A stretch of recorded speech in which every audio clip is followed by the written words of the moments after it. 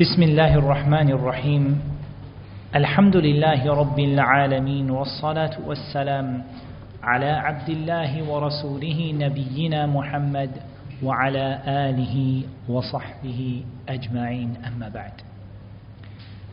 So tonight is our class Friday night reflections, where we take a different topic every class and we sort of study it.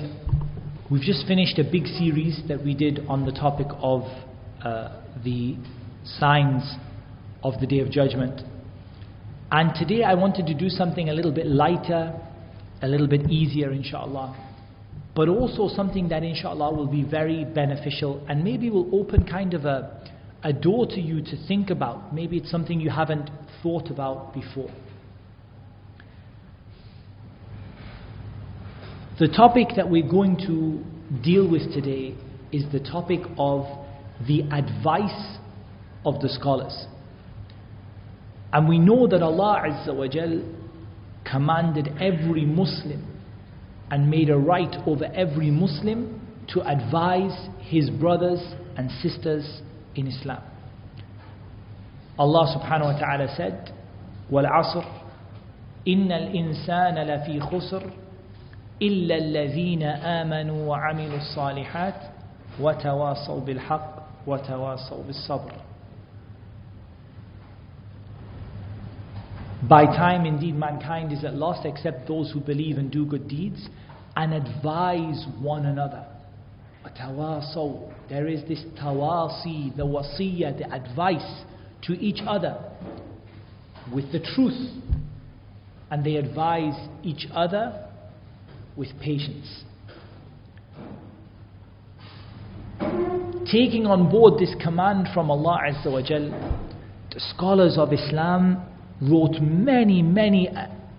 had many examples where they gave advice to their students, and some examples where they wrote general advice to the Muslims. The Prophet ﷺ said, Ad-Deen al-Nasiha, this religion is giving advice. قالوا لمن يا رسول الله, they said, to who, O Messenger of Allah? And the Prophet ﷺ said, Lillahi, to Allah, وَلِكِتَابِهِ, and to the Quran, وَلِرَسُولِهِ, and to his messenger, and to وَلِأَئِمَّةِ الْمُسْلِمِينَ وَعَمَّتِهِمْ, and to the leaders of the Muslims and the general folk. So based upon this, scholars, there are many examples of advice. And there's some beautiful sort of words that you can just take. They're very short, like one sentence or two sentences, and you can take them on board and you can take a lot of benefit from them. Some of them are examples of one of the scholars advising one of his students, like on a one-to-one basis. And some of them are examples of the scholars advising many of the people, like for example advising the Ummah, writing a letter of advice to the general Muslims, to the Ummah. I'm not going to go in any particular order here. I'm just going to pick, and I'm not going to read the whole thing because in some of them the advice is very long. Sometimes it can be 3 or 4 pages. But I just want to pick out elements today, like just little things we can take home and we can implement for ourselves and our families. So the first one I'm going to start with is the advice of Sufyan ibn Uyayna. Sufyan ibn Uyayna was one of the great imams of Islam, one of the great ulama of hadith, one of the great ruwat, yani the narrators of hadith. You'll find him in many of the narrations of hadith in Bukhari and Muslim, in the books of hadith. You find many times Sufyan ibn Uyayna, rahimahullah. And he has this really small quote. It's really beautiful. He said, كان العلماء فيما مضى يكتب بعضهم إلى بعض هؤلاء الكلمات. He said the scholars of old in the past used to write these words of advice to each other. So this is not Sufyan ibn Uyayna's advice. This is something that Sufyan ibn Uyayna rahimahullah, took from the scholars of the past. And they used to write these words of advice to each other when they were advising each other. Just a few short sentences, but it's very beautiful. مَنْ أَصْلَحَ سَرِيرَتَهُ أَصْلَحَ اللَّهُ عَلَانِيَتَهُ. Whoever corrects their private life or their inner self, Allah corrects their public life or their outer self. Just think about this, how beautiful this is. Whoever corrects their sarira. The sarira is what only you and Allah know. Yani it's like, it's what's private to you. You know, it comes from the word sir, the secret. Yani the secrets you have, your secret self, your secret inside, what you do in private, what you do when nobody else knows. Whoever corrects this, Allah will correct what is showed to the people, what is displayed to the people. Wallahi, I think just this one sentence, there's more, but just this one sentence, if you think about how, these words are worthy of being written in golden ink, like the scholars say. يُكْتَبُ بِمَاءِ الذَّهَبِ. It's worth writing in golden ink. If you can fix what is private between you and Allah, what is nobody else knows about, it's your private, the behavior you do when you're in private, the behavior you do when you are away from the eyes of the people, Allah subhanahu wa ta'ala will correct for you your sort of public face, what you show to the people and what people know of you and your reputation and how people think of you. If you correct what you do in secret, Allah subhanahu wa ta'ala will correct what you do in public. And this is the opposite of the munafiqeen. Because what is the status of the munafiqeen? They do different things in private to what they do in public, and they try to show in public a good face, but in private they have the worst of intentions. So the believer is the opposite. We don't worry about our reputation in front of the people and our behavior in front of the people. But we worry about our sarira, what is between us and Allah, our private feelings, our private emotions. And when you think that Allah can see what is in your heart, Allah knows what is in your heart. Allah knows what your soul whispers to you. مَا تُوَسْوِسُ بِهِ نَفْسُ. The thing that your soul whispers to you, Allah knows it. If you can correct that, Allah subhanahu wa ta'ala will take care of your reputation and how people see you and how people think of you and how you appear to people. You don't work on what's between you and the people, you work on what's between you and Allah. So this is the first point. The second thing he said, وَمَنْ أَصْلَحَ مَا بَيْنَهُ وَبَيْنَ اللَّهِ أَصْلَحَ اللَّهُ مَا بَيْنَهُ وَبَيْنَ النَّاسِ. And whoever corrects what is between him and Allah, Allah will correct what is between him and the people. You have a bad relationship with your parents, with your children, with your siblings, with your relatives, with your friends, with your co-workers. The answer to getting that relationship fixed is to fix what is between you and Allah. And Allah will fix what is between you and what is between the other people. And again, it comes back to this notion of ikhlas, of doing things for Allah. But it also teaches us a principle. بمفهوم مخالفة, by the reverse understanding, it teaches us a principle. And that principle is that if your relationship with Allah is broken, your relationship with everybody else, you should expect it to be broken. And if your relationship between you and Allah is good, then inshallah your relationship between you and other people, Allah subhanahu wa ta'ala will make it good. So when you have issues with people, sometimes the answer is not just to work on fixing those issues, although that's a part of it, al-islah, fixing what is between people, but also fixing what is between you and Allah. How many people came to me and said to me to help them with their children, that there are issues with their kids, help me, we have some problems, relationship issues. Wallah, we say to them, that sometimes the answer before everything else is to fix what is between you and Allah. And if you fix what is between you and Allah, Allah subhanahu wa ta'ala will fix what is between you and what is between other people. And that each of these points has ample evidence in the hadith. For example, in the hadith we mentioned recently, we've mentioned it a few times. The hadith of the one who Allah loves. If Allah loves a person, إِذَا أَحَبَّ اللَّهُ عَبْدًا نَادَى جِبْرِيلٌ. Allah calls Jibreel. Indeed, I love this person, so you should love them. And then Jibreel calls to the people in the heavens that Allah loves this person, so you should love them. So Jibreel loves him and the people in the heavens love him.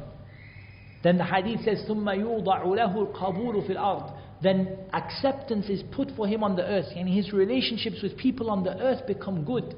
And he becomes a person whose speech is accepted and whose advice is taken. Because his relationship with Allah was good. And the third person, وَمَنْ عَمِلَ لِآخِرَتِهِ كَفَاهُ اللَّهُ أَمْرَ دُنْيَاهِ. And whoever works for his akhirah, Allah will take care of his dunya. Wallahi, sometimes we spend our lives working for the dunya, wallahi. And running behind every opportunity to get an increase in wealth or something for our lives, our children, our families. And sometimes we don't realize that if we worked and gave our full attention for the akhirah, Allah would take care of the dunya for us. Now that's not to say that we ignore the dunya. None of this statement of Sufyan ibn Uyayna is intended for you to ignore the dunya and the asbab. But don't give it more importance than it's worth.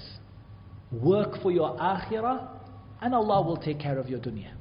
Do you have financial issues? Yeah, for sure you're going to try and get, improve the job prospects, whatever.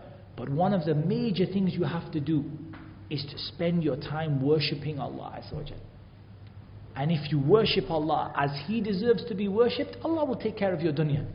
It's like Allah has everything in the heavens and the earth.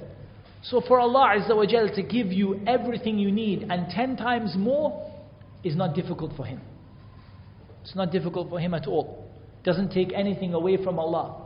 To give you millions upon millions upon millions, it doesn't even take away from what Allah has, like a drop in the ocean. It's nothing for Allah. So you work on worshipping Allah and Allah will take care of your dunya. And one of the beautiful examples of that are the ulama.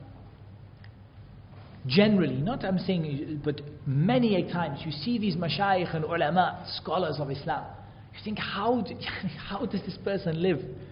But Allah subhanahu wa ta'ala just keeps on giving them rizq, and they keep on teaching the people and benefiting the people and studying and learning. And subhanAllah, Allah Azza wa Jal takes care of their rizq. And then you see one person miskeen, he's running after every opportunity and he's still in poverty. And he's running left and right trying to get, one job and the other, and maybe he's compromising on his deen just to get something. I just need to get this. If I get this, then everything will be fine. And you see, he doesn't get the dunya and he doesn't get the akhirah. If you want the dunya and the akhirah, put your focus on the akhirah. Now that doesn't mean you don't work for the dunya. No, you work for it. But put your focus on the akhirah, your attention, your energy on the akhirah, and work for the dunya what you can. Allah subhanahu wa ta'ala will take care of your dunya. And this is mentioned in a hadith. حسنه بعض العلماء. Some of the scholars said it's a hadith which is hasan. من جعل الهموم هما واحدا هم آخرته كفاه الله هم دنياه وأخرى. Whoever makes his concern a single concern, the concern of the hereafter, Allah will take care of his concerns in the dunya and the hereafter. The dunya, the grave, the day of judgment, all of it Allah will take care of. As long as you're worried, the thing that keeps you up at night, the thing that makes you worried is the deen, Allah will take care of your dunya and your deen. وَمَنْ تَشَعَّبَتْ بِهِ الْهُمُومِ فِي أُمُورِ الدُّنْيَا. And whoever lets his concerns be all about the dunya, in all the different things of the dunya, my children, my wealth, my life, my debt, my job, my family, لم يبال الله في أي أوديتها هلك. Allah does not care which valley you die in. Meaning Allah doesn't care if your family destroy you, or your children destroy you, or your wealth destroys you, or your job destroys you, or your relatives destroy you. Allah doesn't care. Because you didn't care about the akhirah, so Allah doesn't care which of the things in the dunya will kill you, ultimately. This is a very, very powerful statement. And even if this hadith, some of the ulama doubted about, some of them said it's hasan, some of them said it's weak. But it has evidence in what the scholars used to advise each other with this point. Work for your akhirah, Allah will take care of your dunya. Compromise your akhirah and run about for the dunya, and Allah will give you none of them. La dunya wa la akhirah. No dunya and no akhirah. 3 points. Sufyan ibn Uyayna said, the scholars used to advise one another, whoever corrects himself on the inside, secret self, Allah will correct his public self. Whoever corrects what's between him and Allah, Allah will correct what is between him and the people. And whoever works for his hereafter, Allah will take care of everything he needs in the dunya. So this is just one little example, is one of the pieces of advice that I had written down and I wanted to share with you. There's actually a very nice book. It's one of the books available in English, which I'm going to quote extensively from now. So it might be a nice book to read after this class. The title in Arabic is Min Wasaya Salaf. I think it's translated. The title in English is Words of Advice from the Salaf. In the early generations, the scholars. Words of Advice from the Salaf by Sheikh Salim Al-Hilali. Actually, the Sheikh himself didn't write any of this. He compiled advice that is found in Bukhari and Muslim and Ad-Darimi and all these different places, and he just put it in one book. So the first advice that he mentions in this is the advice of Ali ibn Abi Talib to Kumail ibn Ziyad. And the story is that Ali ibn Abi Talib took Kumail ibn Ziyad by the hand and led him to this, sort of raised, sort of flat plain. But again, I'm not going to quote the whole thing, but there's just a part of it that I want to quote for you. Ali ibn Abi Talib radiyallahu anhu, he said, "An-nasu thalatha." There are 3 types of people. فَعَالِمٌ رَبَّانِي وَمُتَعَلِّمٌ عَلَى سَبِيلِ نَجَاهٍ وَهَمَجٌ رَعَاءٌ أَتْبَاعُ كُلِّ نَائِقٍ يَمِيلُونَ مَعَ كُلِّ رِيحٍ. He said there are 3 types of people. There is a alim Rabbani. What is a alim Rabbani? Now, this is a beautiful word, and think about it, because it's not. He didn't say there are 3 types of people: a scholar, a student, and everybody else. He said there are 3 types of people. Alimun Rabbani, a scholar who nurtures his students. An alim Rabbani, a scholar who benefits his students. He nurtures them.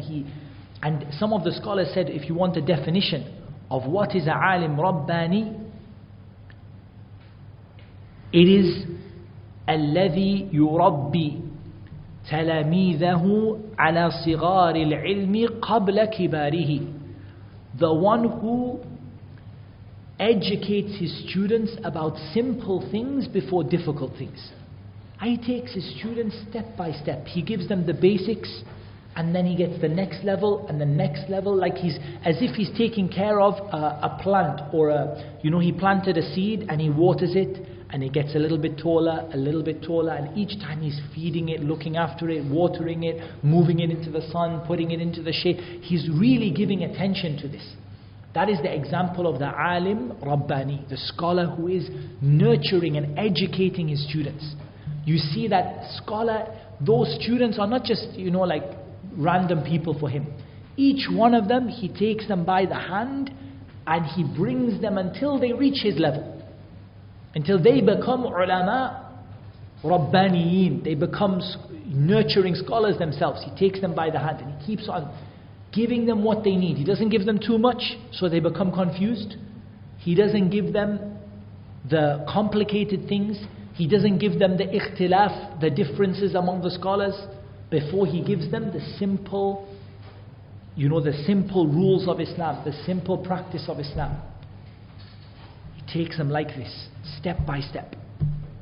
So the first person of the three types of people that Ali ibn Abi Talib mentioned is the alim Rabbani, the nurturing scholar, the scholar who is not just a scholar, because an alim is somebody of knowledge. There are many people of knowledge, but a person who nurtures his students and really, takes each one of them by the hand until he makes them like him or better than him. وَمُتَعَلِّمٌ عَلَى سَبِيلِ نَجَاهٍ, or someone who is studying upon the path of salvation. Two things here. The virtue of the one who is studying. Now, many of us say about, we talk about being scholars and people being scholars. But wallah, that's not the important thing. The important thing, as you're going to hear from the advice of Ali ibn Abi Talib, if you're not a scholar, you have to be a student. Because those who are neither scholars nor students, there is no khair in them whatsoever. As Ali ibn Abi Talib is going to tell you. Either you're a scholar, either you're a student, or either you are nothing. Look at how Ali ibn Abi Talib divides the people. You're a scholar, you're a student, or Allah musta'an. So this is what we should aspire to. How many of us will become scholars? Maybe none of us. But at the end of the day, if we cannot be scholars, let at least us be students. Let us at least be learning. So you're either the teacher who teaches people Islam, or you're the student who is learning Islam. But don't be from that third category. The one who is neither the teacher nor is he the student. Every one of us needs to be giving time in their day, in their life to learn Islam. And every one of us can do it. Wallah, it's not difficult. And when I say learn Islam, notice the second part of what Ali ibn Abi Talib said, ala sabili najah, on the path to salvation. Because there is a right way to learn Islam and there's a wrong way to learn Islam. Some people learn Islam, but they're on a roundabout. They just keep going around and around and around and around. Like they got stuck on the roundabout. They're not going straight. They're just going around, then they come again. Then around, then they come again. Then around, then they come again. Because they're not studying the right way. They're not learning the right way. They're not going forward. And the other thing we benefit from the statement of Ali ibn Abi Talib is that learning is the Sabirun Najah. It's the way to be safe. It's the way to salvation. Didn't the Prophet ﷺ tell us about the one who sets out on a road, on a path, seeking knowledge thereby? سَهَّلَ اللَّهُ لَهُ بِهِ طَرِيقًا إِلَى الْجَنَّةِ. Allah makes the path to Jannah easy for him. Every one of us has our own ability. Not all of us can study full time. Not all of us can go to another country to study in an institute and come back. But every one of us has to be studying. That's including the teachers also. Because the teachers also have to be studying and learning. Everyone is on that road to salvation. Didn't the Prophet ﷺ, who is the greatest of the ulama al-Rabbaniyin, the scholars who nurtured his students, there's nobody who nurtured his students like the Prophet ﷺ nurtured his students.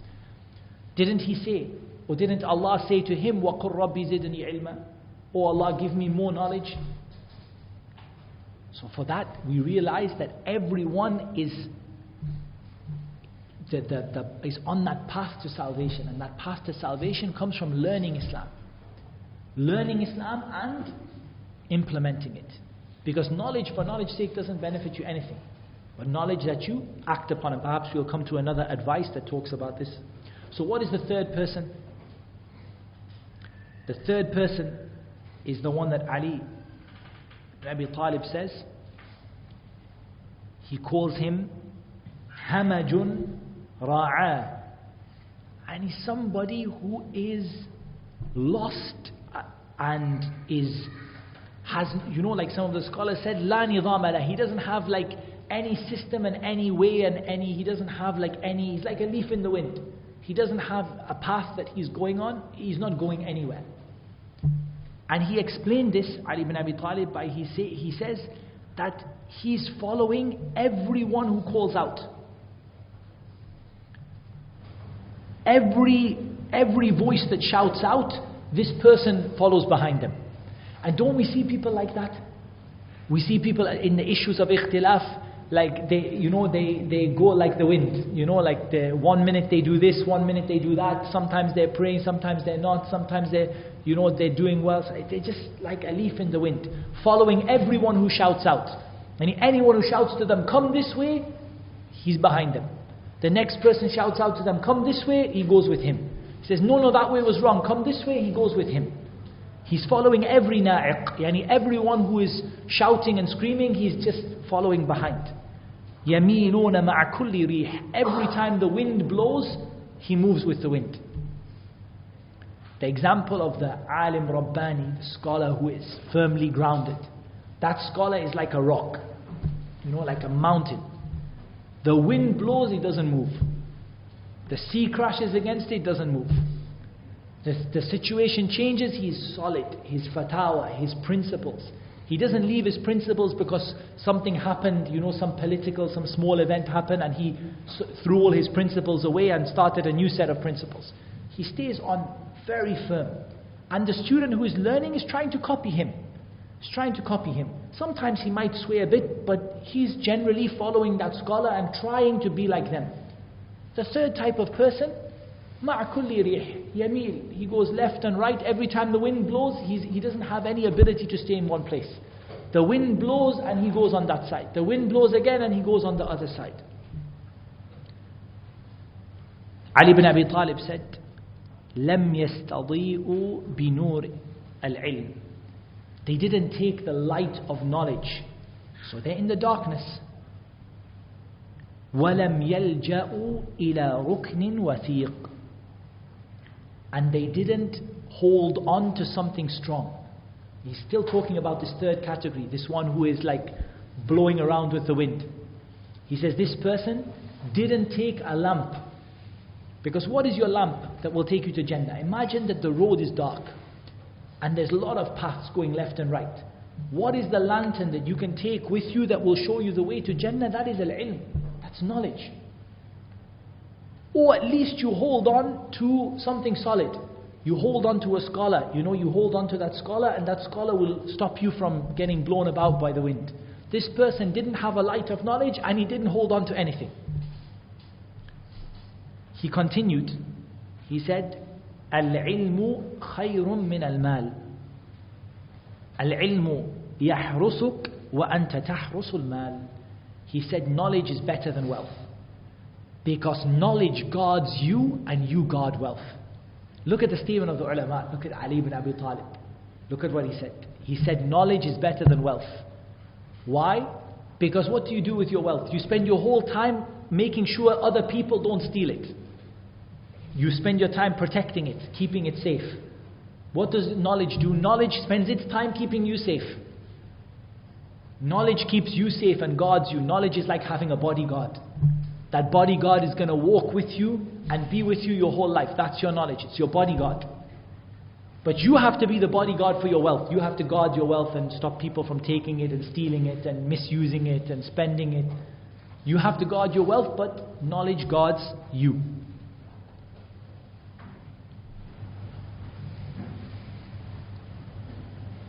He said, Al-ilmu yazku ala al-amal.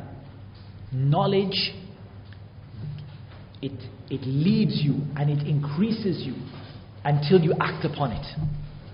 وَالْمَالُ تَنْقُصُهُ النَّفَقَةِ. But every time you spend your wealth, it goes down. Every time you spend your knowledge and you use your knowledge, it goes up. And every time you spend your wealth, it goes down.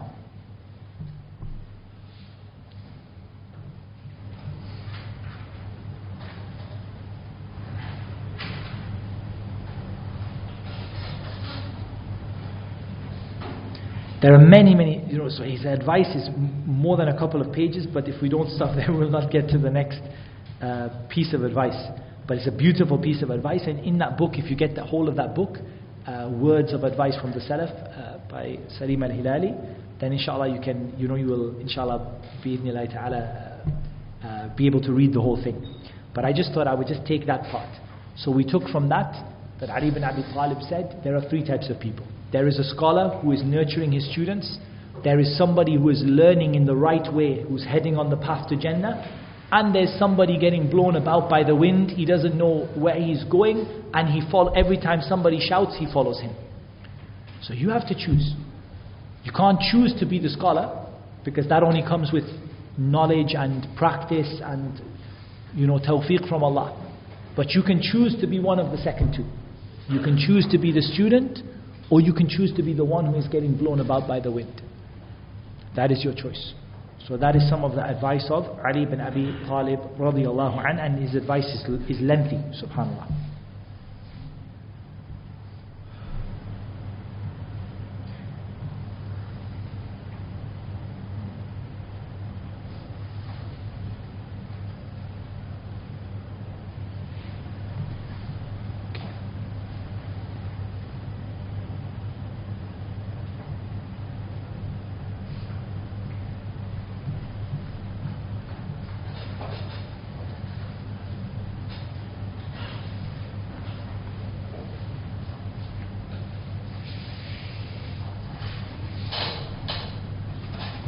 The next piece of advice that is mentioned in the book is the advice of Sufyan al-Thawri rahimahullah ta'ala to Abbad ibn Abbad al-Khawwas.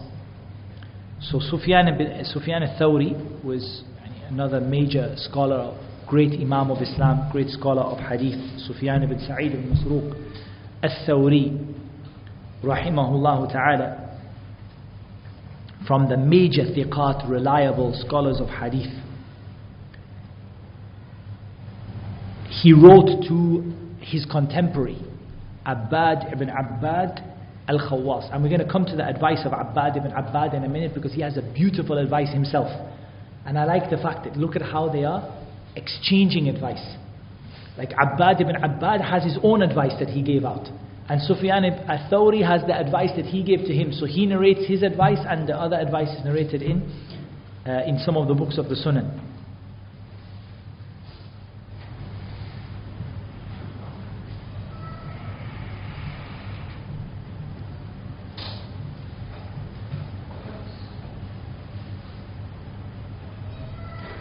Wallahi, I don't know how to start this, because it's really, his advice is really deep, and it's really, it's sometimes the advice is quite sad, and quite Sufyan al-Thawri talks extensively about the time he's in. Now bear in mind, Sufyan al-Thawri lives in the time of the ulama, the major scholars, and the time of the golden age of Islam. And listen to what he said. He said, أما بعد فإنك في زمان كان أصحاب النبي صلى الله عليه وسلم يتعوذون أن يدركوه. You are living in a time that the companions of the Prophet صلى الله عليه وسلم used to seek refuge with Allah from being in. وَلَهُمْ مِنَ الْعِلْمِ مَا لَيْسَ لَنَا وَلَهُمْ مِنَ الْقَدَمِ مَا لَيْسَ لَنَا. And they have knowledge that we don't have, and they have precedence that we don't have. فَكَيْفَ بِنَا حِينَ أَدْرَكْنَاهُ عَلَى قِلَّةِ عِلْمٍ وَقِلَّةِ صَبْرٍ. So how are we, when we have come to this time of trials with very little knowledge and very little sabr, وَقِلَّةِ أَعْوَانٍ عَلَى الْخَيْرِ, and very few people who are telling us to, or who are helping us to do good, وَفَسَادٍ مِنَ النَّاسِ, and the people are in a state of corruption, وَكَدَرٍ مِنَ الدُّنْيَا, and they have that obsession with the dunya. The strangest thing is that Sufyan al-Thawri said this in a time when he was surrounded by the people of knowledge, and Islam was in a state of strength and a state of of honor and a state of, where this is the time of ilm al-hadith and the time of the scholars of the sunnah. And look what he says. We're in a time that the companions of the Prophet ﷺ used to seek refuge with Allah from being in that time. So how about our time? How would the Sahaba say if they saw our time? Would they not seek refuge with Allah from, if they would seek refuge with Allah from being in the time of Sufyan al-Thawri, then how about the time that we're living in? We talked about this in the Signs of the Hour, that some of the scholars used to say that they were living in the time of, the time of corruption and the time of fasad and the time of, a lack of knowledge. But how about us? How about us? Our situation is much, much, much worse, much stronger. And he says, look at the Sahaba. The Sahaba had knowledge we don't have. And this is a huge scholar of Islam whose name is mentioned in every book of hadith, in books of fiqh, in books of aqidah. Sufyan al-Thawri is an imam from the Imam of the Muslims. But look at how he raises the Sahaba. He says they had knowledge we don't have. And they had precedence in the sight of Allah we don't have.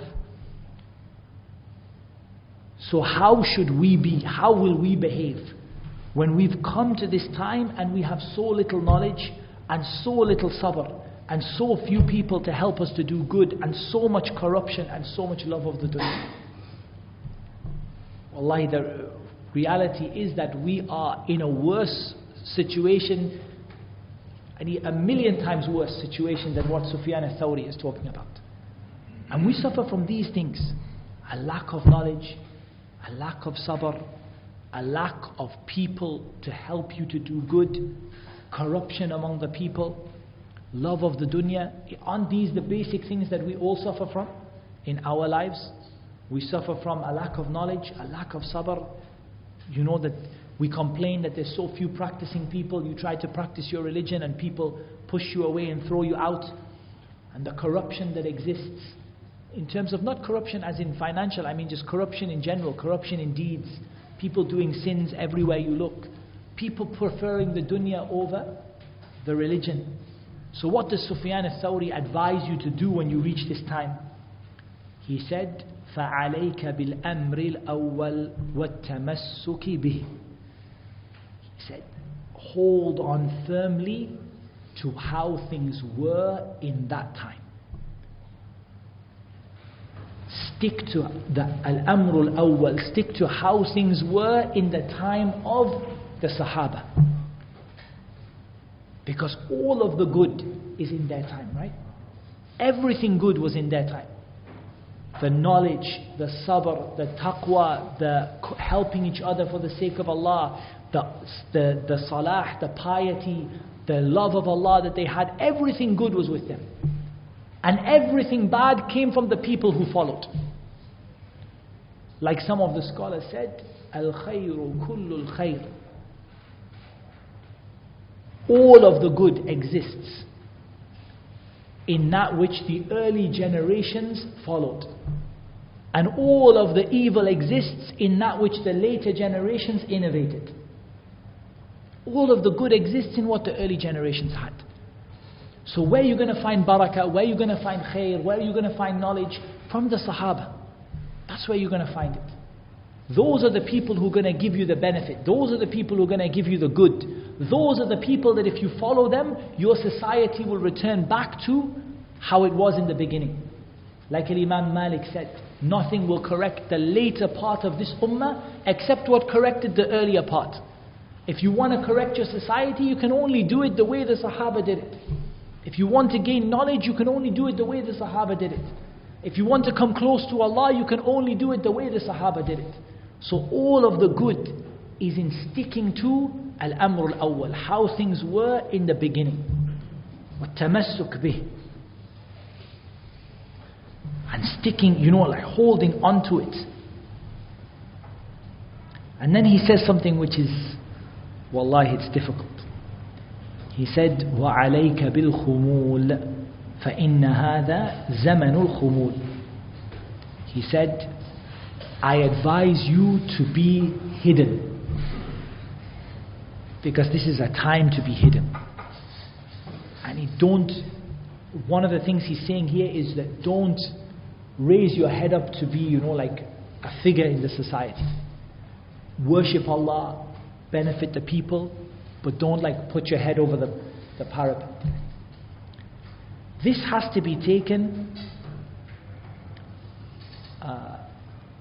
in the context of the whole of Islam. If you're a person of good and you're advising the people to be good, to a certain extent, that is what it is. But for certain, in Islam we should have a principle that you don't want, and Sufyan al-Thawri, his advice is, it goes about this extensively. Don't be the first person to put yourself forward. And don't be the first person to speak. And don't be the first person to, to raise yourself up. Stay hidden. And when the time comes when Allah puts you in that position, khair inshallah, it will be good for you. But don't rush to that position for yourself. And Sufyan al-Thawri in this advice, he talks extensively about love of leadership, about people who love to be the one who is in charge and the one who is in authority and the one who is in front of the people. But wallahi, this is not a good characteristic to have in a person. And you should be a person who the first thing you're worried about is what is between you and Allah. And you want to benefit yourself and others, but you don't necessarily want to do that by putting your head up for the world to see. And think about this, especially the young people here today, the shabab, young guys. Think about this in social media. How many young people, and they want to put their video everywhere and get everyone watching them and everyone looking at them. Allah, you're living in a time where being concealed is better than being in front of the people. And if Allah puts you in that position, and Allah Azza wa Jal gives you a way to do it, sometimes what can you do? And you don't have, and you can just do the best you can. But for people to love it and want it and try, let me put myself out there for the world. And even the du'at, wallah, the people who are giving da'wah, one advice I would give to them is, the more you can delay people knowing about you, the better it will be for you. Because once people know about you, your knowledge doesn't go up. Your time for gaining knowledge is that time when nobody knows about you. That is the best time you can gain knowledge. Because you don't have any worry about you're not busy teaching, you're not busy, you have your time ready for study. So the longer you can stay hidden, the better it is. And then when you come out for the people, you'll come with a lot of benefit, and people will take a lot of benefit from you. Unfortunately, the way we are in the West is the first time you learn Surah Al-Fatiha and then you're the Imam and you are everyone puts you in the front. It's difficult. This is how life is, unfortunately, and you do your best with what you can. But you take Sufyan al-Thawri's advice in the best way possible, the way that he intended it. It's not that you will never ever share good with people or benefit people, but that your aim is not to be the one in the front and the one on top.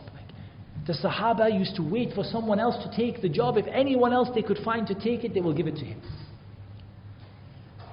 And this has a great benefit for the ikhlas of a person.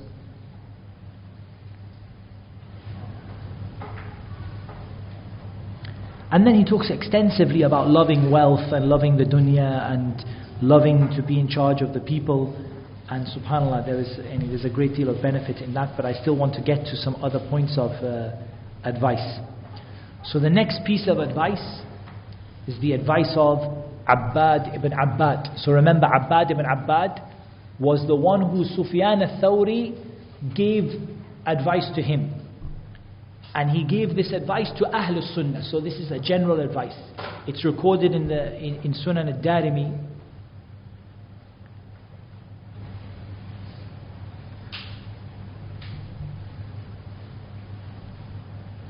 And it's a beautiful advice.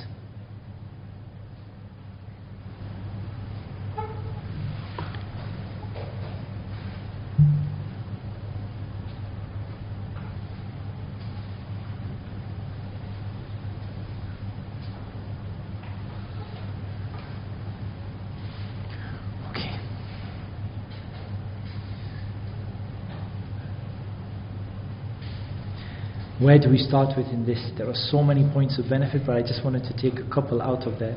There's one particular that I think it's really important. Yani.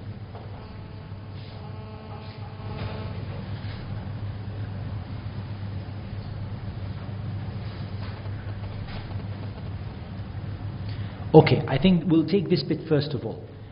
After he's given some of his advice, he says, أَفَمَا كَانَ لِلْقُرْآنِ حَمَلَةٌ قَبْلَهُ وَقَبْلَ أَصْحَابِهِ يَعْمَلُونَ بِمُحْكَمِهِ وَيُؤْمِنُونَ بِمُتَشَابِهِ وَكَانُوا مِنْهُ عَلَى مَنَارٍ أَوْضَحَ لِلطَّرِيقِ وَكَانَ الْقُرْآنُ إِمَامًا رسول الله صلى الله عليه وسلم وكان رسول الله صلى الله عليه وسلم إماما لأصحابه وكان أصحابه أئمة لمن بعدهم.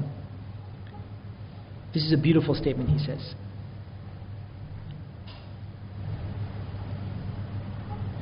He talks about the Hamalatul Quran, the people who really carry the message of the Quran. He talks about how they act upon the muhkam of the Quran. So the Quran can be divided into two parts, muhkam and mutashabih. The muhkam are the parts of the Quran that have only one possible interpretation, or the interpretations don't conflict. I mean, it might have 5 or 6 different ways of understanding it, but none of them conflict with each other. The mutashabih is when a part of the Quran can be understood in different ways. Each way would take you in a different direction. If you took it in one way, it would take you there. If you took it in another way, it would take you over there. What do? We act upon what is clear, the muhkam, and we believe in the mutashabih. So we act upon what is clear, and what is unclear, we believe that it comes from Allah, and we understand it in the light of what is clear. How many people today twist the meanings of the Quran, make the Quran what they think, take whatever ruling they feel, they go left and right, take whatever ruling they feel out of it. That's not how we behave towards the Quran. Towards the things which are clear, we act upon them straight away. And the majority of the Quran is clear. Like Allah Azza wa Jalla said, Hunna Ummul Kitab. The majority and the core of the Quran is absolutely clear. But there are some ayat in the Quran, وَأُخَرُ مُتَشَابِهَاتٍ, which they have different ways of understanding them. They're not unclear, but they just have different ways. If you took it one way, it will take you somewhere totally different. If you took it the other way, it will take you a totally different way. So you believe that it's from Allah, and you understand it in light of what has come from the clear verses of the Quran. Those people are upon a light of guidance and the clearest of paths. The Quran was the Imam of Rasulullah sallallahu alaihi wasallam, and Rasulullah sallallahu alaihi wasallam was the Imam of his companions, and his companions are the Imams of those who came after them. This, I think, is worth stopping on. The Prophet ﷺ took his knowledge from the revelation that was given to him in the Quran, and he implemented it in the revelation from the Sunnah, because the Sunnah is revelation as well. His companions took the Sunnah and the Quran from him and acted upon it, and they became Imams for us to follow. So we follow the Quran, and we follow the Sunnah, and we follow the Sahaba. That is what the early generations were upon. And one of the things I want you to take from these advices, by the way, look how they all overlap. If you read all of them, I'm only picking bits, but if you read all of them, subhanAllah, you'll see how they overlap each other. Because the belief of the people of the Sunnah goes together like that. And the belief of the different groups and sects and sort of deviant groups, even two of them cannot agree on the same thing. You put two of them in a room, they will disagree.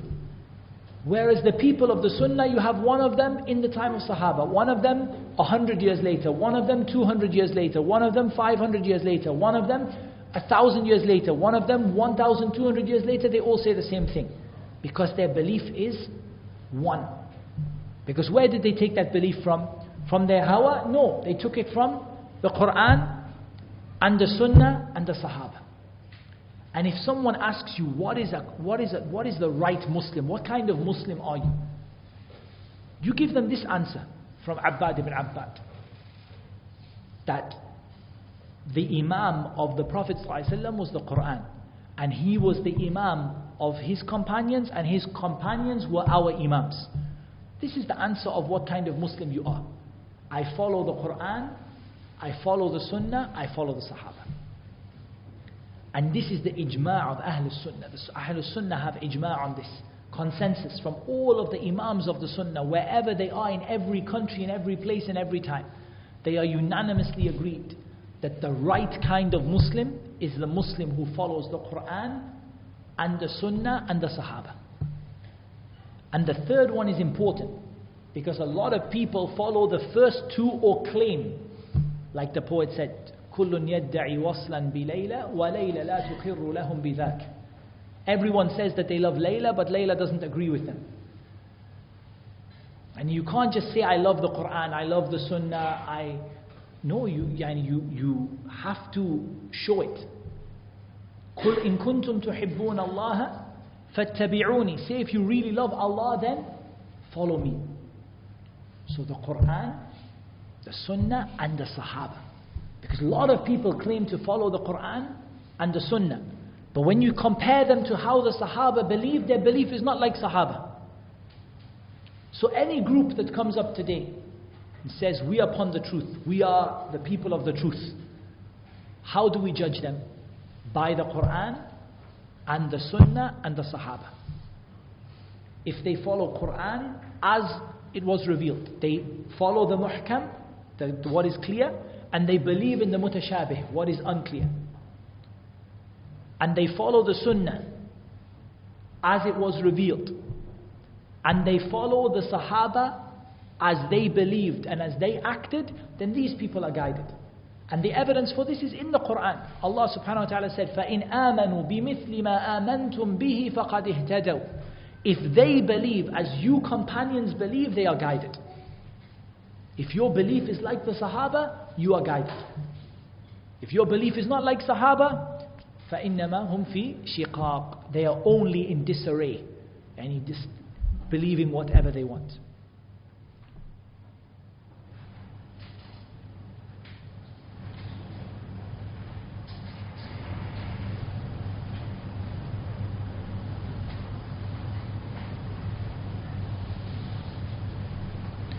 And then he quotes in another part of his advice, he quotes that Umar said to Ziyad, do you know what will destroy Islam? He said 3 things. Zallatu alim, the mistakes of a scholar. When a scholar slips up.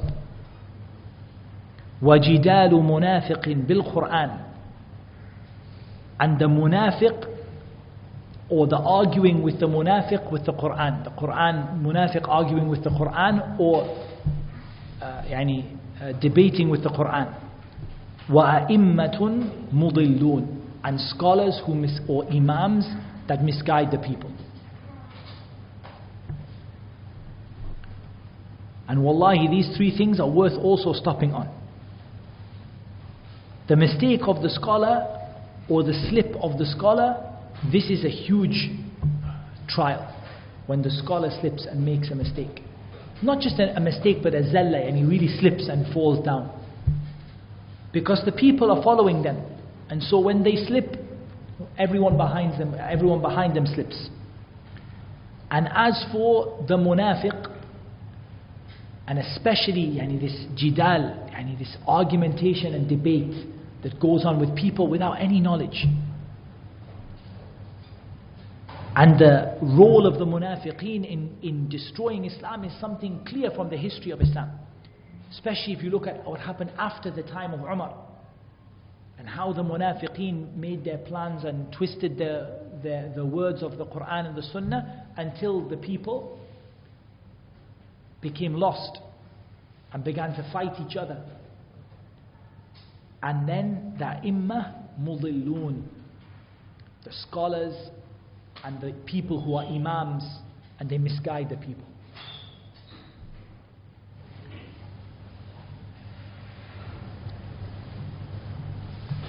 I want to come to a bit of his advice that I think is really important.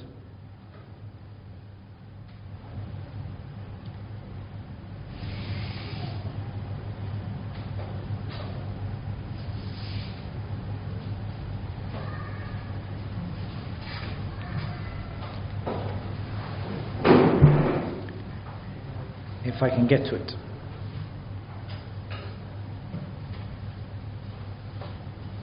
Okay.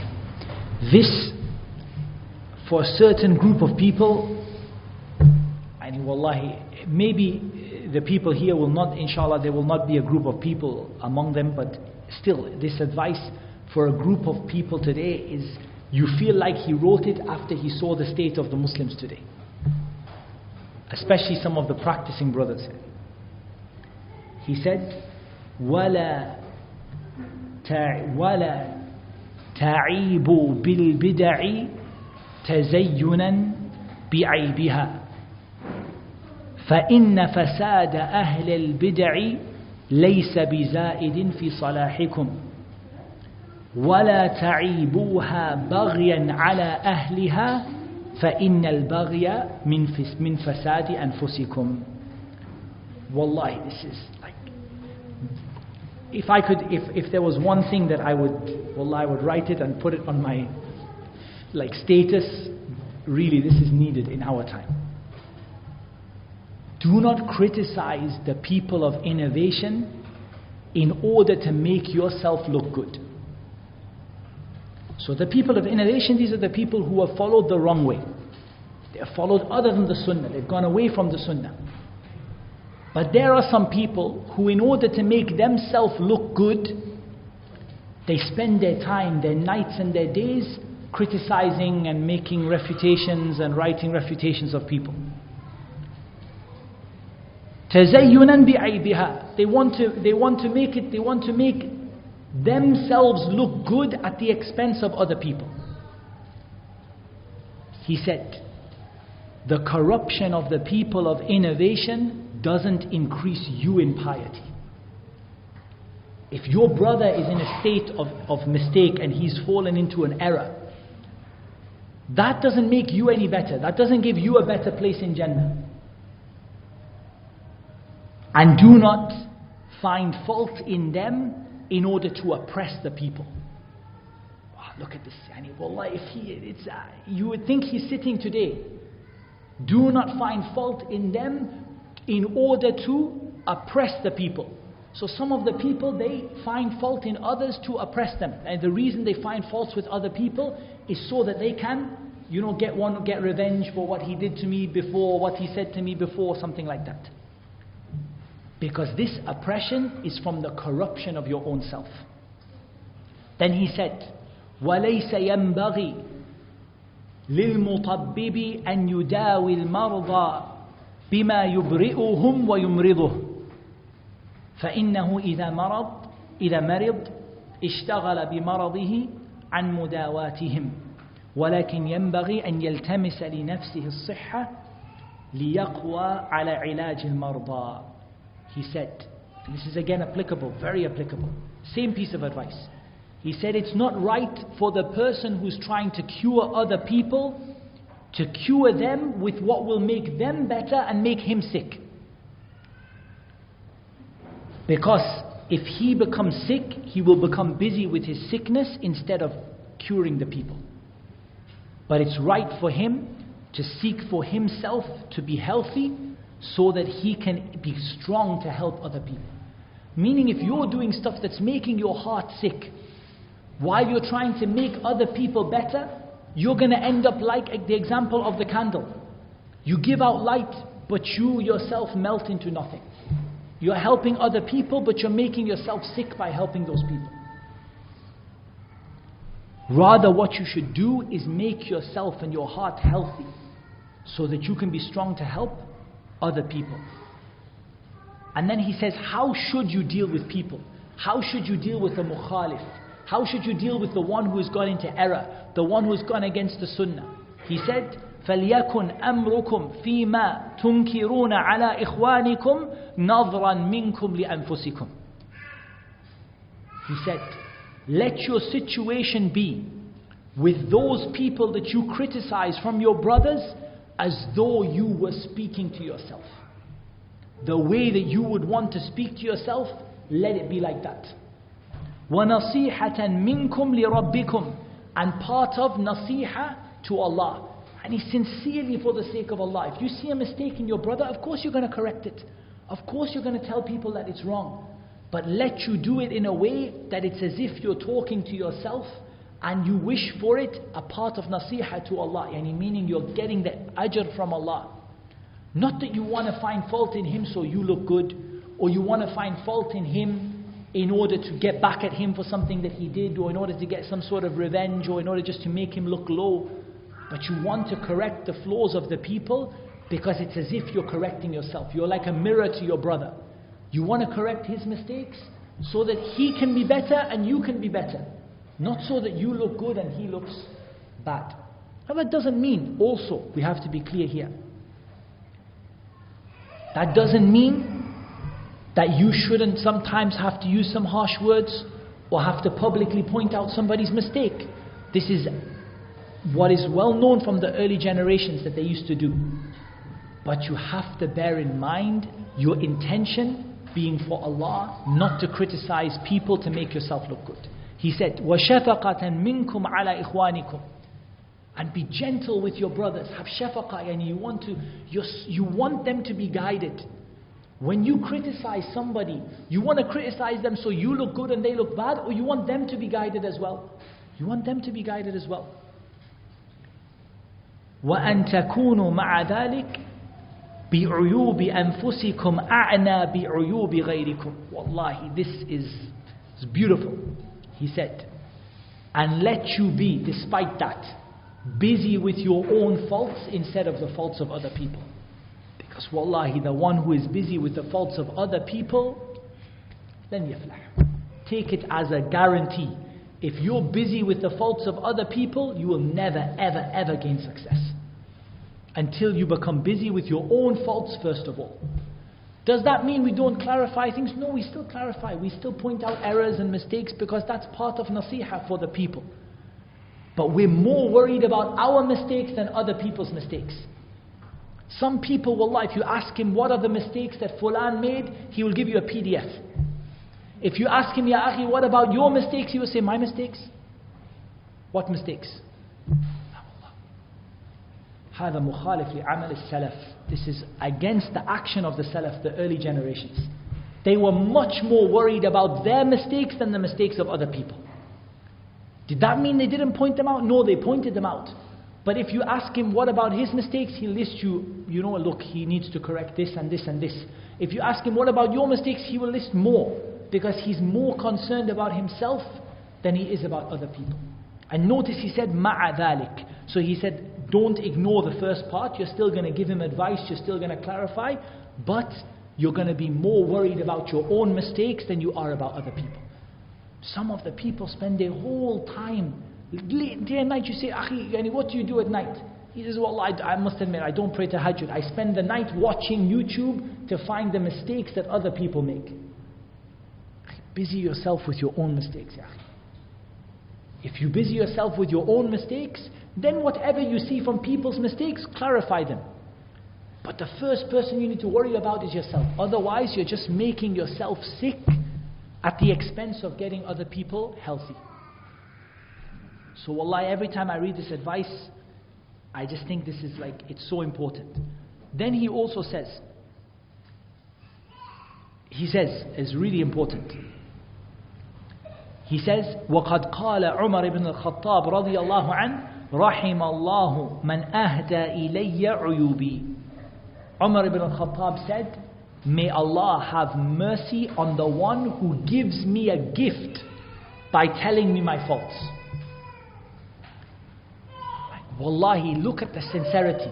Umar is making dua for the one who says, you have a mistake. And this is the other side of the coin. That if someone says, Ya akhi, you have a mistake, Jazahullahu khairan, yani he's doing you a big favor. Would you rather meet Allah with that mistake, or you would rather somebody corrects that mistake for you? So this is the issue of accepting advice and giving advice to people. You give advice, but ya akhi, give what you can take. Don't give something you can't take. So I'm gonna give you nasiha. Then he says, okay akhi, I have some nasiha for you. He says, don't tell me, I don't want to know. La, don't give what you can't take. وَتَوَاصَوْا بِالْحَقِّ. What does that mean, وَتَوَاصَوْا بِالْحَقِّ? Each of them advises the other. He tells him, Ya akhi, you have some mistakes in this. Jazakallahu khairan. And akhi, you have some in this. Jazakallahu khairan. Umar said it's a hadiyya, ahda ilayya. He gave me a gift by telling me that you have this mistake, so that he could correct it. Because the only thing he was worried about is Allah. But the way you advise people is important. So if you take the whole advice together, which we mentioned from beginning to end, he talks about how to give nasiha, how to take nasiha. Give it in a way that's sincere. Don't give it in a way that's putting the other person down. And take it in a way that's sincere. Don't take it in a way that you get pride and you say, I don't want to listen to what people have to say. You listen to their nasiha and you give both. And if someone brings your faults to light, may Allah have mercy on them. If they do it in the right way, in a nice way. Wallahi, if someone says something bad about you, my first advice to you, wallahi, is, I'm not saying like take it with a smile, but try to think about what they say. Because subhanAllah, sometimes even in what your enemy says, you can find the truth. Like your enemy says something bad about you and you get upset about it, but wallahi, sometimes he says the truth. And sometimes you find in that something that is like, he will say to you what your friends will not say. Your friends are being all nice and polite. They will not tell you what your problems are. But sometimes your enemy will come to you and will just give it to you straight. He doesn't want you to benefit. He wants you to ignore him so that he can get a victory over you. But the best way you get over your enemy is to take his advice and look at it and put it into practice. And don't be sad if somebody says something about you. Of course we don't condone the backbiting and all of these things. It's a different thing. But if it comes to your knowledge that you have a mistake, correct the mistake.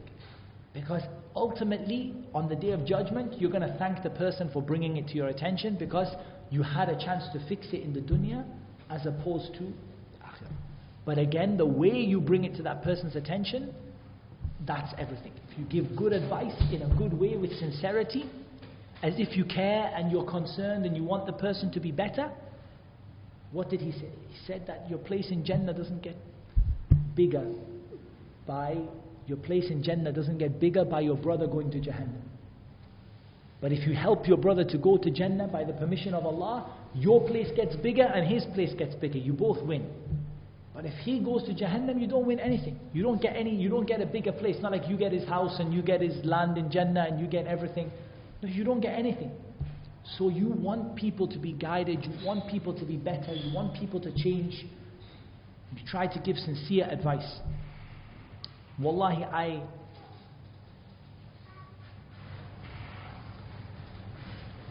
I really found this, I found it to be something, subhanAllah, very beneficial for me, and I tried always to bear this advice in mind when I criticize somebody or when someone criticizes me. So when someone criticizes me, I try not to get upset about it. And I try to take it and listen to it and look through it, even if they're not very nice about it. Sometimes it's funny, like I remember one time, I did a khutbah. I did a khutbah on ad-deen nasiha. The religion is good advice. So one brother came to me after the khutbah, he said, brother, I want to give you advice. I thought, mashallah, and I gave the khutbah and he listened and now he's going to give me advice. I said, excellent bro, tfaddal. He said, I hated your khutbah. I hated it. I said, Jazakallahu khairan. Like, what can I say? Like, if you gave me some points, like you spoke too fast, or you didn't give enough proof, or you weren't on the topic, or something. But he just told me he hated it. Yani. So the point is that sometimes the advice can be a bit bitter, like you're like, okay, Jazakallah khairan, I really appreciate your advice, but no, make it practical, and give somebody, like, don't say to them, I hated your khutbah, but say to them, like, why don't you put this, why don't you do this? But take that advice from people, and be willing to take what you give, right? So I think this is a beautiful piece of advice. There's so many more parts, but we don't have much time.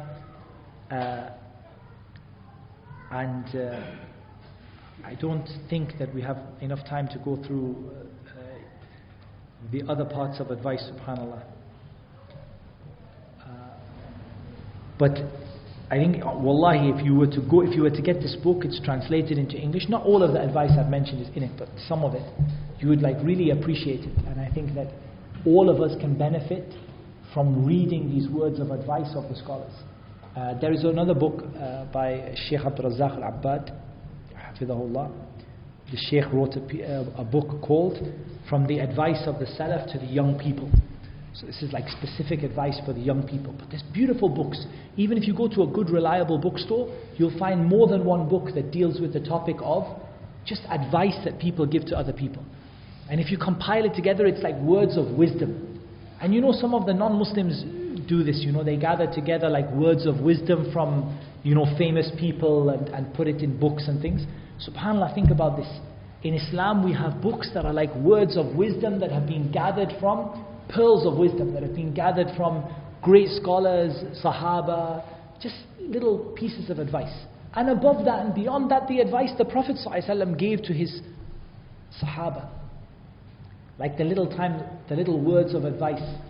Like when the Prophet ﷺ said to Ibn Abbas, "Ihfadillah yahfadik."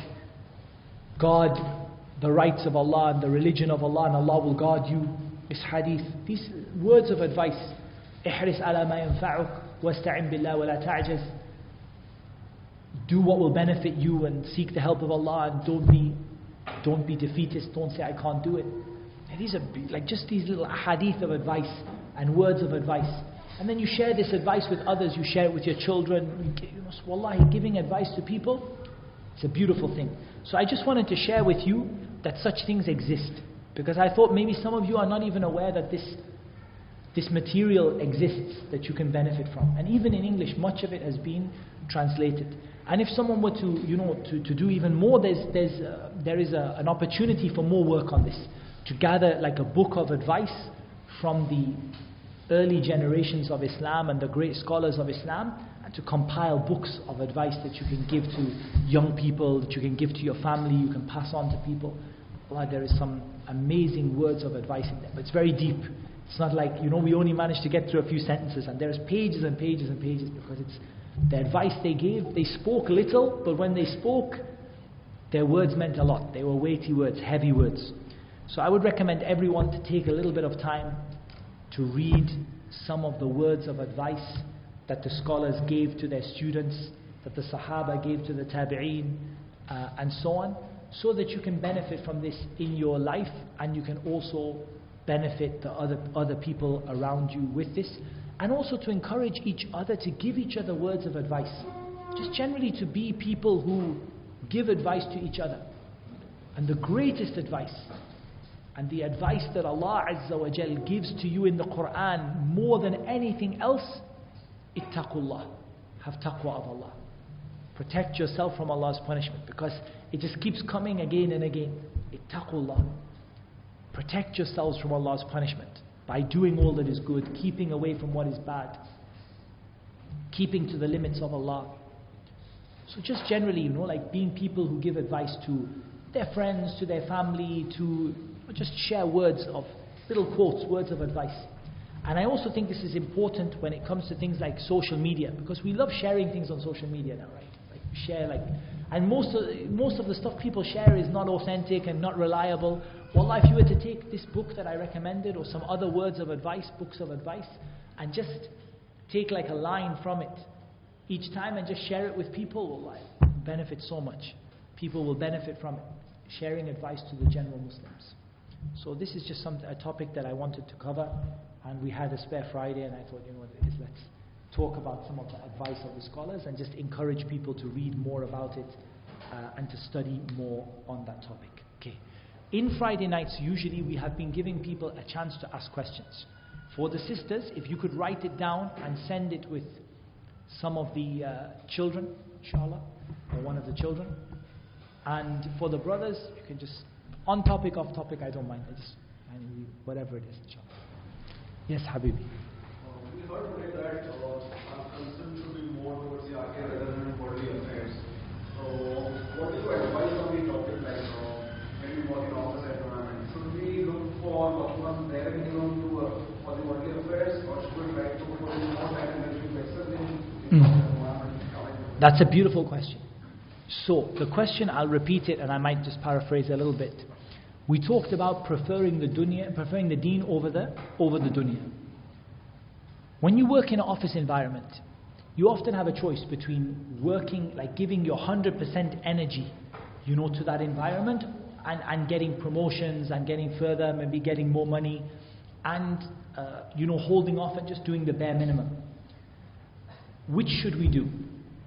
And I think the answer to that is that there isn't one answer to that, but that you should be flexible enough to know when to push and when to sit back. If you spend your whole life pushing for the next promotion and the next promotion, wallah, you're going to lose your deen, because you will not have time for your religion. But there is a time for this and a time for that. In the hadith of the Prophet ﷺ, he said, وَلَكِنْ يَا حَنْظَلَ سَاعَةٌ وَسَاعَةٌ. But O Hanzala, there is a time for this and a time for that. So there are certain times in your career where you're going to stick to your prayers, your reading of Quran, but you're going to put more energy into your career at that time, maybe a month, maybe 2 months. You're putting that energy in to gain a particular benefit. But then you're going to have times where you can lay back a little bit and give more to the deen. So I think the answer is not that you always lay back and just do the minimum, but go for productivity and get the most out of each situation. Meaning that there are certain times where you can work smart rather than working hard. You sort of say, okay, if I put more energy in this, but I just hold off on that part, I will get, inshallah, some benefit in the dunya, but I'll have time for my deen. But the question is, why are you working hard?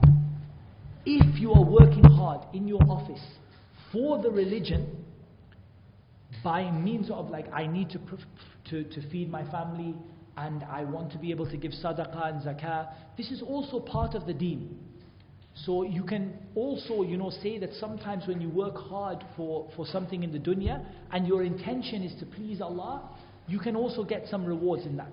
But it shouldn't be the case that you're just a work person, 365 days a year, 24 hours a day, that's the only thing on your mind. No. Even when you work hard, your goal or your reason why you work hard should be the deen. So I'm going to work hard because if I get this promotion, I get more time off and I can use that time to study. So you're working hard, your intention behind it is the deen. But it comes back to that hadith, ihris ala ma yanfa'uk. Do what will benefit you. Look for the benefit. Is this job better for you than this job? Okay, go for this job. Is it better for you if you move here, do this, study here, work there? Go for what will benefit you and adjust your time. But make sure that you have time for your religion and time for your work, and make sure that whatever you do for your work, your ultimate goal is your religion. So the dunya should be your servant, not your master.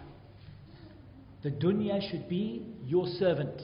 Meaning the dunya is like a servant, like a worker, like a maid that serves you. It should be bringing you things to help you in your deen. But when the dunya is your master, what happened? Now you are the one who is running behind the dunya. You are running behind it, giving, trying to give everything for it. Whereas it should be the one running behind you. Your dunya should serve your religion, not you are serving the dunya. And Allah knows best. Did anyone else have a question? From Abbad ibn Abbad al-Khawas. And it's in Sunan al-Darimi. I believe, if I'm not mistaken. It may be in other places, but where I remember it from, it's in Sunan al-Darimi, rahimahullah. And it's extensive. I didn't even quote the whole, I just quoted a piece of it. It's very, very, very extensive piece of advice. So the advice that you would say to the companions and the amount of us, and then we continue to do the same advice? More than that, I was taking only a piece from here and then 4 or 5 paragraphs down, a piece from there, instead of, because the whole thing was, it's like 3-4 pages long. It's a big piece of advice from Abbad ibn Abbad. He was a companion, or he was a what's the word? He was in the same time as a contemporary. That's the word I was looking for, of Sufyan al-Thawri, rahimahullah ta'ala. So you're living in a society which is being corrupted, and then you're learning about it. So you know you can improve the society with what you have. But do you want to be the leader? Like, you have to be the leader. Okay, this is a really good question. In fact, it's a very perceptive question. You're living in a corrupt society, and you are learning Islam and practicing Islam. At that point, should you want to be the leader?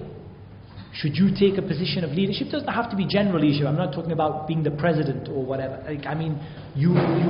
Should you want to be, to take more and more authority or not? There are 2 answers to that question. But I would say, as a general answer, no. As a general answer, you should work on correcting from the ground up. Because Ahlul Sunnah have a principle that we correct our society from the ground up, not from the top down. Whereas some of Ahlul Bid'ah, their principle is you correct from the top down. Meaning that, get rid of the guy at the top and then everything will work out. But that's not the Sunnah of Allah, it doesn't work. Instead, what the Prophet ﷺ did is to correct from the ground up, meaning yourself, your family, your society.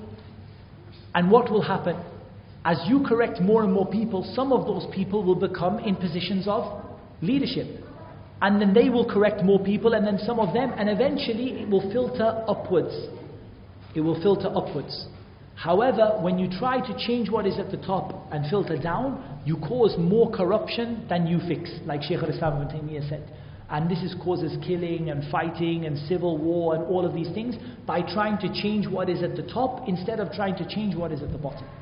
Ahlul Sunnah say we change what is at the bottom. However, if you are offered a position of authority, could be like, for example, a position of something local, imam of a masjid, or a position of, to be a manager of something or responsible for a project, and you believe you are the best person to do it genuinely, then you can. And the evidence for this is the statement of Yusuf, when he said to the king of Egypt, make me in charge of the khaza'in. Make me in charge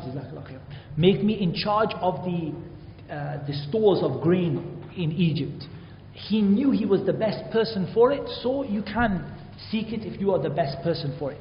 But generally, loving to be in charge is a sign of corruption. It's a sign you're not the right person.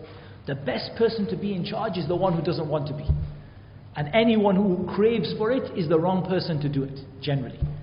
If you crave for it, you're not the right person to do it. So what we would say is the general principle is ground up, not top down. But if you see you get a position to do something in your society and you see you are the best person genuinely for it, there is no harm for you to take it, inshallah. What's the evidence for this ground up? Because a lot of people top down. So the evidence for the ground up, the most clear, there are 2 types of evidence. There is the evidence that forbids us from the top down approach. So for example, the evidence, and this is mutawatir in the hadith, of obedience to the ruler even if he is from the worst of the people. That is the first thing. And the second is the seerah and the action of the Prophet ﷺ, that he never ever did top down, always ground up. In Makkah, he had a chance to be the ruler of Makkah, and he rejected it in favor of correcting what was along the ground. So broadly, it's a long topic, but broadly there are 2 evidences. There are ahadith that forbid us from the top-down approach, And there is the seerah which encourages us from the bottom up approach of correcting yourself. And then there is the issue of ijma', because as Shaykh al-Islam ibn Taymiyyah said, there is ijma' on this issue which came in the time of the tabi'een and those after them, that there is ijma' on this issue, and consensus that you cannot take a top-down approach, but you have to take a bottom-up approach with the fiqh that involves. There is fiqh in that. It's not like you can't take that to, there has to be some rules and regulations in it. But generally we would say something like this. So for the sisters' questions very quickly. How do we change kids for their interest in knowledge? I'm going to try and answer quickly, so we don't take too much of your time. I know it's late, inshallah. So how do we get our kids' interest in knowledge? Make knowledge exciting and relevant. I.e., don't make it boring and irrelevant. So knowledge that is boring, like where you just, boring the kids and they just like, they don't feel interested. And also knowledge which is not relevant to them. They listen to it, they don't feel like it matters to them. So I think you have to make knowledge exciting for them, especially at the beginning. The boring stuff you have to do, right? But you kind of do it later on after you've got their interest in it. Make it exciting and make it relevant. And let them know the value of it. If you don't know the value of something, why would you do it? If you know it's your quickest way to Jannah, you're willing to suffer for it. So those would be some pieces of advice. And that's a long topic also. There was a point you said, that Umar said one of the things that will destroy Islam is al-jidal. Can you explain or elaborate on the topic of al-jidal? So jidal is argumentation. And what Umar mentioned is jidalu munafiqin bil-Qur'an. This has possibly two ways of understanding it. One is the danger of the munafiqeen and what they do and how they corrupt the society. The munafiq is the one who keeps disbelief on the inside and shows belief on the outside.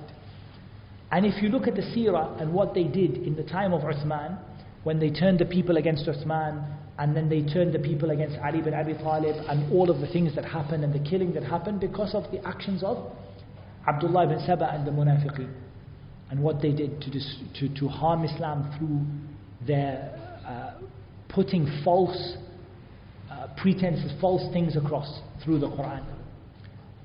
So for example, misquoting the Qur'an in a way that confuses people and leads people to a different issue. The other issue is the issue of al-jidal bil-Qur'an generally.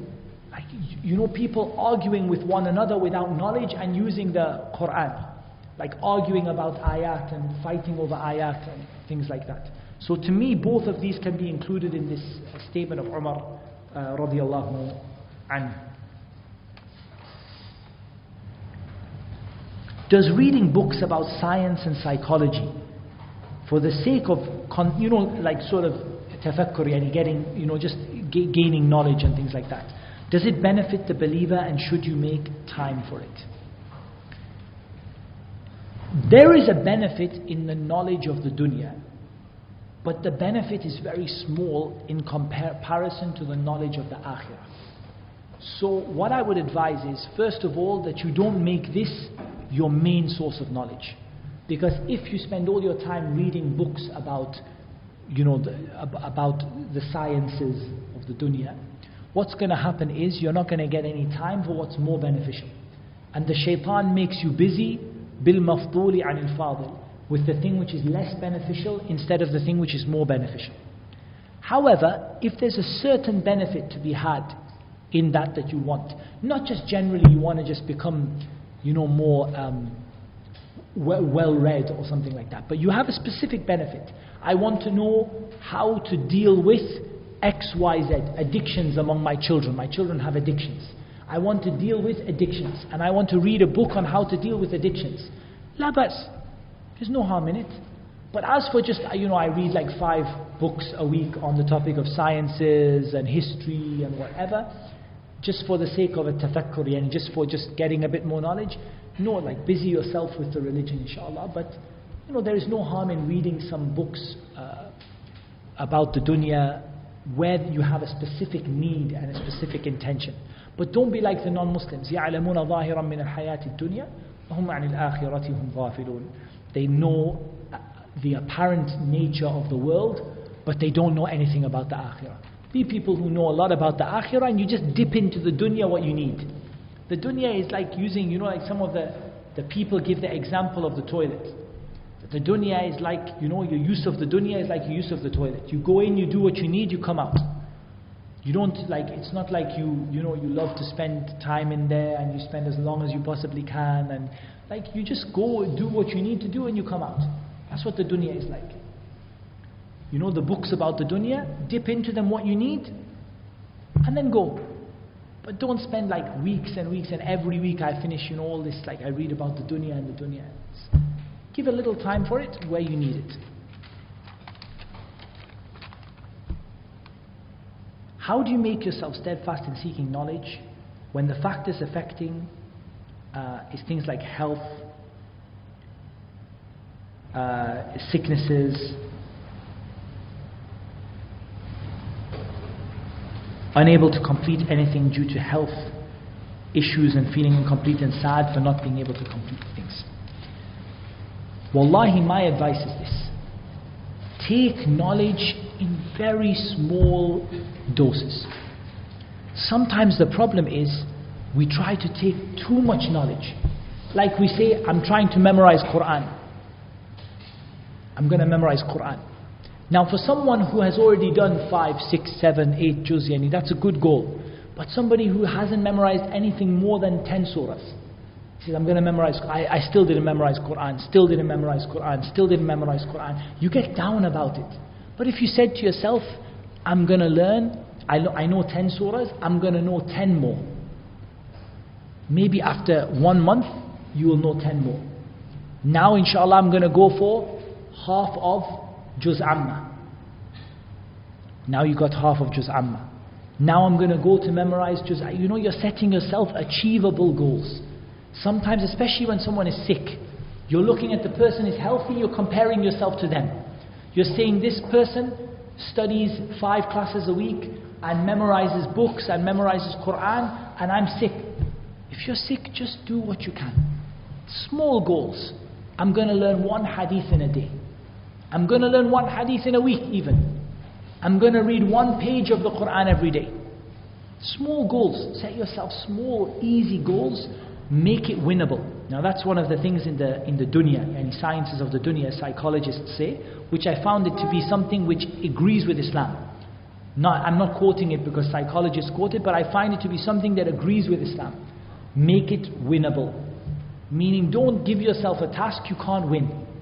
Because if you do that, subhanAllah, you become demotivated and sad, and you feel like you can't achieve anything because you set yourself a goal that you can't achieve. I'm going to finish the Quran in 3 months. There's a fine line between having high aspirations and setting yourself a goal that you can't do. Make it small, achievable goals. How did Sahaba used to memorize Quran? 10 ayat at a time. Finish 10 ayat, go to the next 10. Finish 10, go to the next 10. Did you ever see the Sahaba saying, I'm trying to finish whole Quran, I'm trying to do it in... No, for them it was just 10 ayat at a time. I'm not going to think about the next 10 till I've done this 10. When I've done this 10, I'm going to think about the next 10. When I've done the next 10, I'm going to think about the next 10. That's how the Sahaba used to think about the Quran. Sufyan al-Thawri, his mother sent him to learn hadith. She said, oh my son, go and learn 10 hadith. If you see these 10 hadith change you, go learn 10 more. That's how the scholars learnt. Sufyan memorized thousands of hadith. And Imam Ahmad said he memorized alf hadith, 1,000,000 hadith. Did he memorize 1,000,000 hadith by saying, I'm going to memorize 1,000,000 hadith? No, Allah. 10 by 10. I'm going to memorize 10 hadith. If I memorize this 10, I will memorize 10 more. I'm going to memorize this 10 if I will memorize 10. And like this, and he reached 1,000,000 hadith. Alf hadith, 1,000,000 hadith. There are 1,000,000 hadith by the riwayat in it, by all the different, because every time a different Sahabi narrates the hadith, then the hadith from a different chain is a different hadith. With all of the chains of narration and with the weak hadith and authentic hadith, yes, there are many hadith. Inshallah ta'ala. But you can see like how the scholars, how the scholars memorized. But they didn't start by aiming for 1,000,000 hadith. They started by aiming for 10, just basics. So I think this is my advice. Iman increases and decreases. Is it possible to increase without failure? No, it's not possible to increase without your Iman sometimes decreasing. Because every time you sin, your Iman decreases. And every one of us sins. However, you want the general trend to be upwards. The general trend. Meaning, on a day-to-day basis, it might go up and down and up and down and up and down. But you would like it that as you see your life progressing, in general, the trend is upwards. You'll have some times when you dip, but generally the trend is upwards. That's how I would answer that. You will not stop having dips, but you want to try to make the dips less and less frequent and less bad, not as severe. And generally you want, the trend to be that every day is a bit better than the previous day, and you raised your Iman a little bit more than the previous day. Allah knows best. We take one more from the brothers, then we're going to finish, inshallah. Nah. So you have to debate in my class about science and religion. So is it okay if I use the ayat in the Quran unintentionally and use others? Okay, so debate about science and religion and using the ayat. First of all, we have to understand. I asked this question to some of the shuyukh. I remember asking Sheikh Abdul Razak al-Badr about something similar. And Sheikh Saleh Sindhi, I think I asked a number of mashayikh about this. And the conclusion of what they said, like to summarize it all up, is like this. The Quran contains logical proofs, but they are not purely logical. When we say that, they do not rely upon logic alone. They are what we call adillatun aqliyatun shar'iyyah. They are logical Islamic proofs, meaning that they have an aspect which is shar'i, like an Islamic religious aspect, and they have an aspect which appeals to people's logic.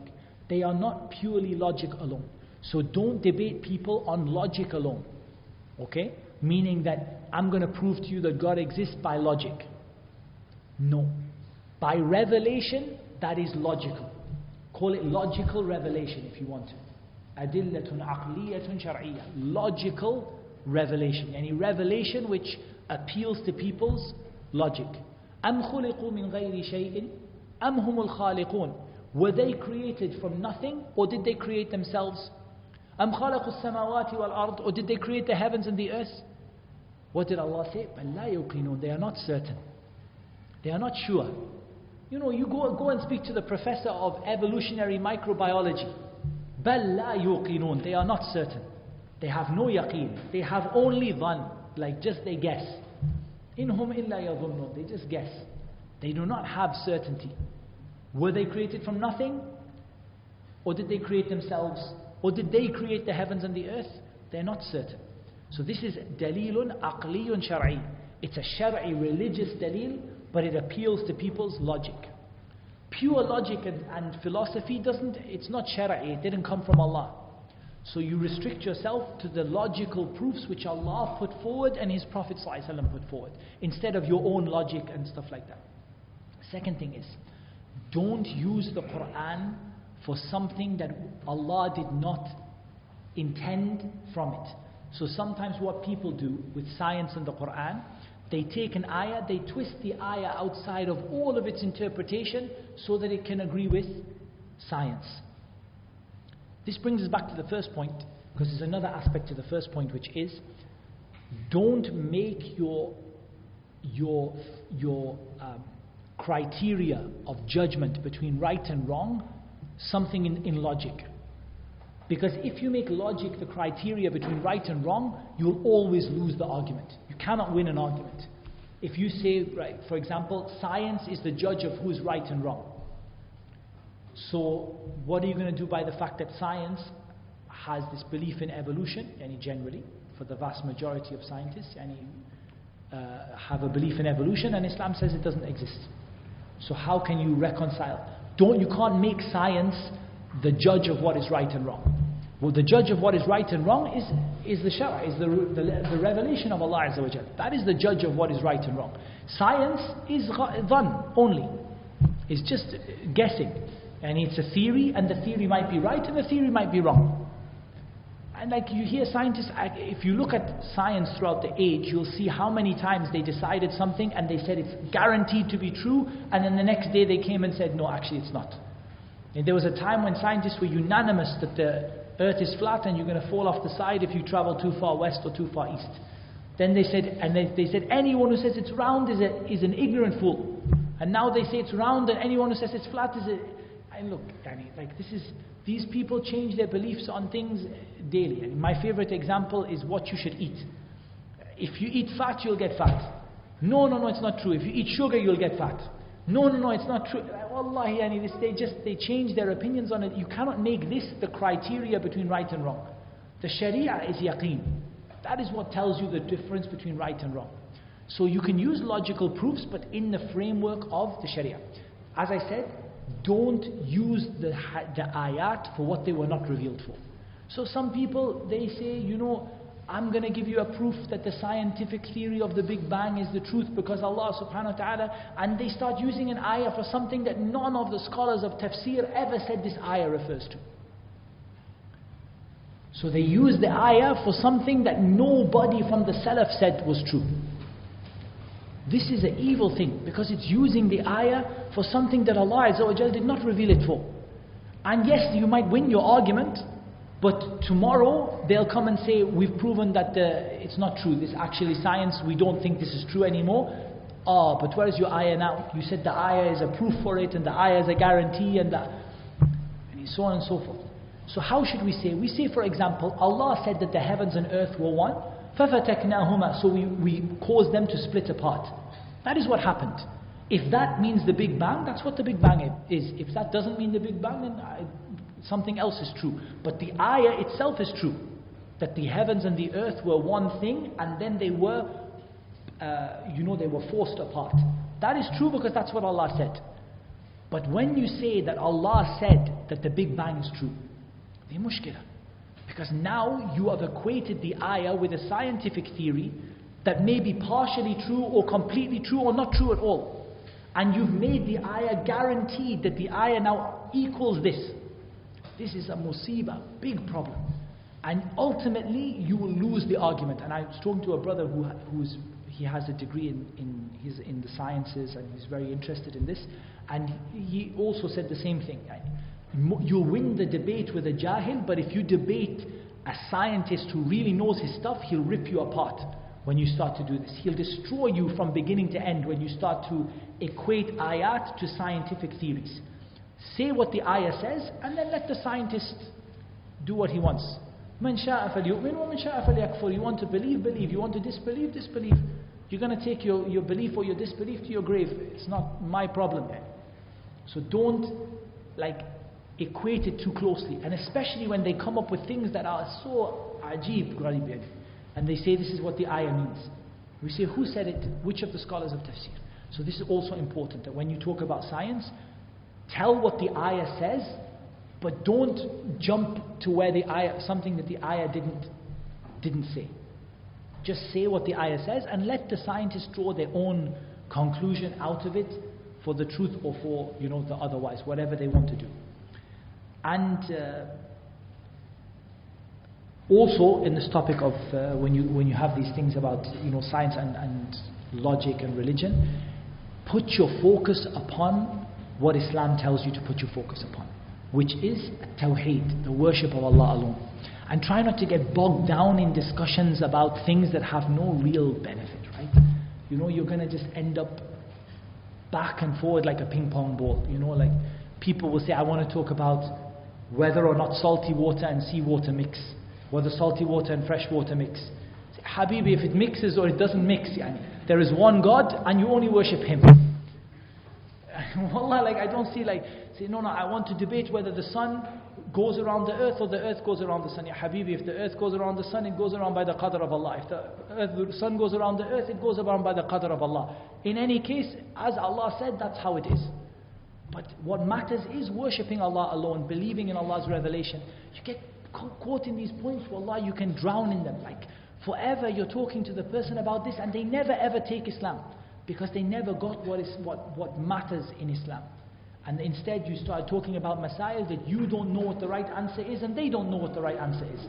And so it's the blind leading the blind. So these are some points that I have about these topics, a bit dangerous. You have to be careful with them. Don't get me wrong, I love the way that Islam is compatible with science. And I mashallah, like I really appreciate it, and I appreciate the Muslims who study science and benefit the ummah with it. But science is not my criteria of what is right and wrong. My criteria is revelation, and science is dhann. It's just a best guess. Sometimes we are right, and sometimes we are wrong. And Allah knows best. Alright, I've kept you guys for a long time. Allah. We actually should have. We would normally make the class after Maghrib, but we only have like maybe 2 classes left. So after Isha, after that Ramadan will come. So I think we only have maybe 1 or 2 classes after this, because we also have a seminar, I think, on one Friday. So probably on that day when there's a seminar, probably will not be a Friday night class. So that's what Allah made easy, and Allah Azza wa Jalla knows best. Salatu wassalam ala nabiyyina Muhammad wa ala alihi wa sahbihi ajma'in.